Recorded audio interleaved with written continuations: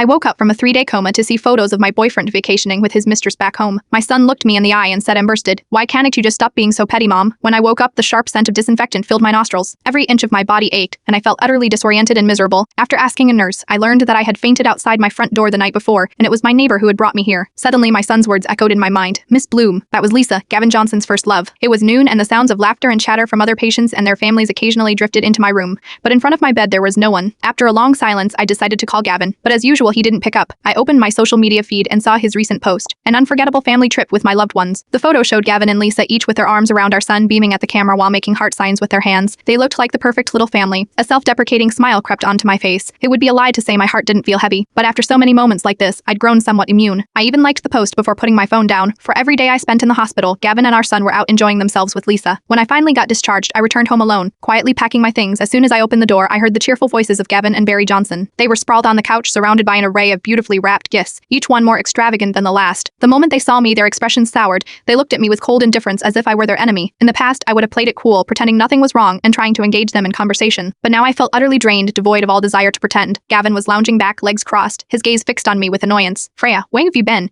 You've been Mia for days, not a single message from you. How can you call yourself a mother?" I thought, is he really so wrapped up in his fun with our son and Lisa that he doesn't notice the dozens of calls I've made? But this was the pattern. He always managed to shift the blame onto me, no matter how clear it was that he was at fault. I didn't even feel like arguing. It seemed pointless. Seeing my reaction, Gavin assumed I was just being unreasonable again. He shot me a disdainful look and said, "What's your problem now, Freya?" "Yes, Barry and I went on a big trip without you. Why are you making such a fuss over something so trivial?" Trivial, it felt anything but. That day it was because Lisa invited Barry and me to dinner that we missed the flight. She's all alone here. I was just keeping her company. Can't you as a woman try to see things from my perspective? What about me being alone? My parents had passed away. I was just as isolated. I looked at the man I had loved for so many years, and he felt like a stranger. 10 years of devotion felt utterly wasted. Barry, my son, chimed in, siding with Gavin, his disdain for me evident. "Mom, you are being so petty. You are nothing like Miss Bloom. She's generous and caring. Look at all these gifts she gave me. You just make Dad upset. I don't like you anymore. I want Miss Bloom to be my mom." This was my precious son, the one I had cradled in my arms, terrified of breaking him. Yet here he was, valuing someone else over me. How ridiculous. People's hearts were made of flesh. After enough hurt, they just went numb.